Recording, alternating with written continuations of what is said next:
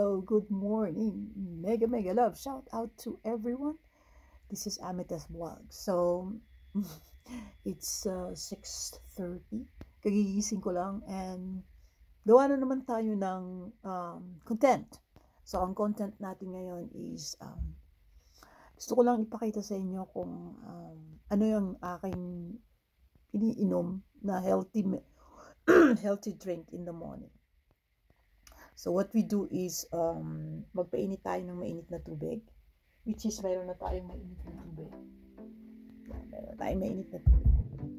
And then I'm using 2 spice in the morning kasi nga to tell you frankly, meron akong problema sa tuhod.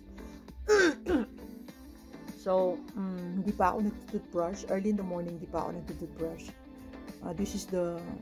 This is my drink every morning to help me in a lot of things, especially my knee. Kasi nga may problema ako sa aking tuhod. Alam nyo na, pag tumatanda tayo, iba na yung tuhod. Sorry, medyo messy ang aking buhok. See, I just woke up. Anyway, I'm using two spices, I guess. Morning drink. It's like an energy drink. It's a drink that I've been doing for the past 2 months because I found out that this will help me reduce inflammation, especially for my knee because I have problems with my knee. Anyway, pasensya na medyo magulo ang aking buhok. Just woke up. Anyway, so I'm using two spices. I can add. I'm thinking to add another, but I think I'm gonna stick with this one. First is we're using ginger powder, and then cinnamon powder. So these two are the magic ingredients for a lot of things, for inflammation, and this will help you. They say it will help you lose weight. But I think these combinations can really help you also go to the toilet. So if you have problems going to the toilet, this is one of the best mini home drink that you can do in your house.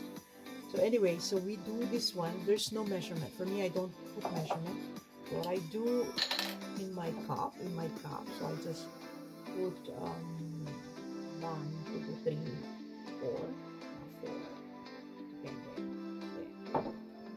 And then I'll put ginger.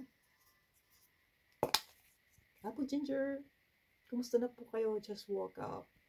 Bonjour. Good morning in French is bonjour. So I'll put ginger. Siguro ginger is very strong. So I'll put ganyan lang. And then after that, of course, masyado tayong bagong gising lang. Anyway, ginawa pang salamin, no? Anyway, so of course we boiled some water, 1 cup. Yeah. So okay, let's change the angle of our camera. So like that. So we have put the 2 ingredients already. These 2 cinnamon and ginger powder. Of course, we're going to pour some water, hot water. Give it a stir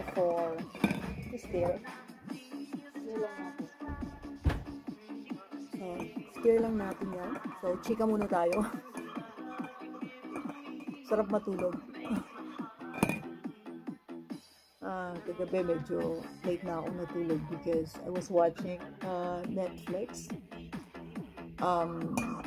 Kasi nga may bagong season na yung, have you watched You? Yung sa Netflix. So, sa kakapanood ko, I was not paying attention with the time. So, siguro natulog na ako 1 o'clock in the morning. So, now it's 6. Sorry. So, kulang pa nga ang tulog. But anyway, so you stir that for quite some time. Okay, this is my, I would say, energy drink, medical drink for me because wala pa akong ininom sa aking tiyan. Di pa ako nagtutubrush, so nothing. So this one will help you clean your whole body. So habang hinihintay natin itong lumamig ng konti, I have changed my course of breakfast. So kasi nga medyo nagkakaedad na ako, I found out na nagkakaroon ako ng a lot of inflammation in my body. So normally I can eat any kind of bread, but now I shift. It's been a week now. I shift to a bread, non-gluten bread. So I have to eat these kinds of bread now kasi nga I notice when I eat the normal bread na may gluten, so I have a lot of inflammation. My knees are hurting, my body has a lot of pain. So this is non-gluten bread, so it's a little bit expensive compared to the normal bread that you buy in the groceries. So this is the one I'm using. So we'll toast one. You see, it's like a white bread, but actually it's no taste. So we'll toast this one. We'll cut it into two. So I'll show you my healthy breakfast. So we'll cut it into two. Toast natin to. Okay, toast natin. Yeah. Toast natin yan. And at the same time, we have a plate.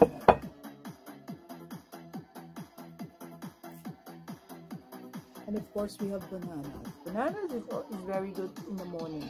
So mga may problema sa tuhod, you always have to eat one banana in the morning.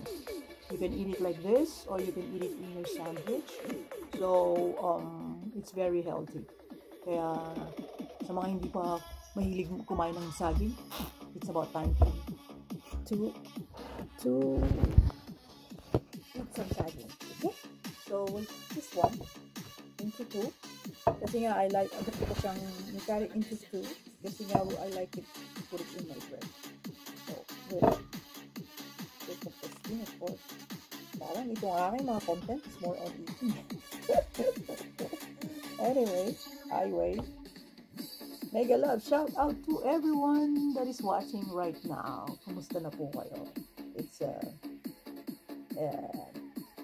It's me, Amethyst Vlog, in my vlogging very early in the morning here in my small cute place. So we'll cut it into two like that. Yeah, and also the other one. So this will help us to sandwich natin sa ating bread. Okay, we do like that. So hintayin lang natin mag-pumps yung ating toast bread, and then we'll make sandwich. There, done. Galing. So we have two white bread.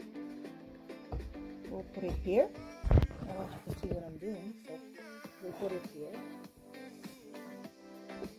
Okay. So we put a little bit of butter, of course. Butter is no problem. Butter is good in the morning. I'm using salted butter. And of course, I reduce also my intake of salt kasi nga if you have problems with me, hindi ka pwede gumagamit ng salt. Okay, and we put some jam, which is berry jam. So we'll put it like that. Lagyan natin siya.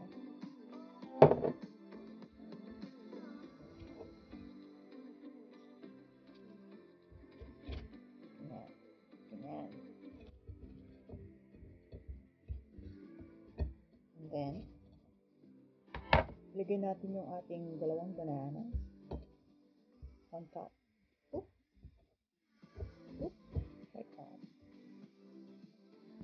And we'll sprinkle it a little bit of cinnamon again. Very famous in cinnamon, ano? So we'll sprinkle cinnamon like that.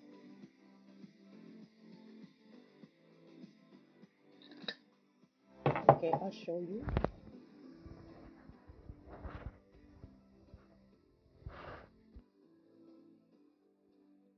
Okay, so natapos na natin ang ating bread. So, eto na yung ating drink. So, masyadong mainit. So, we'll drink this one. Ang tapang. Napadami yata ng ginger, but anyway, it's okay. So, yan. Masyado siyang mainit. Tatigan natin ng konting tubig.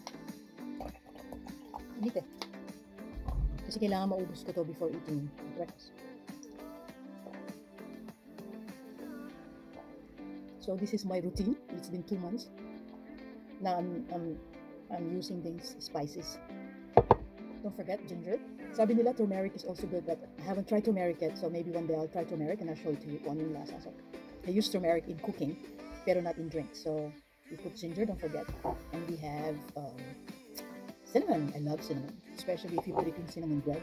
Siguro I'll make a bread with cinnamon. Bread. Okay, let's finish this before we're running out of time. Kumusta na lahat?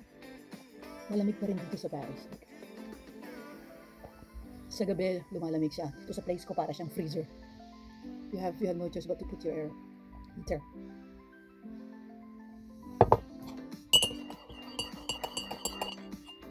As you can see, almost patapos. Wala.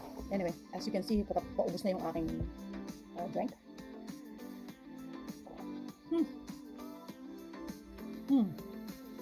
So you finish that, and that will give you a good energy for the whole day. Okay, thank you guys for watching, and this is my bread.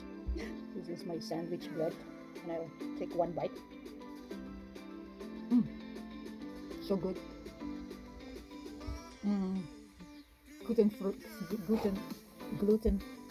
Non-gluten bread is good when you grow old, kasi it gives you a different energy in the body. But anyway, we're running out of time. Thank you so much for watching, guys, and I'll see you in my next vlog. Thank you for watching, and I hope everyone is okay. See you soon. God bless. Bye bye.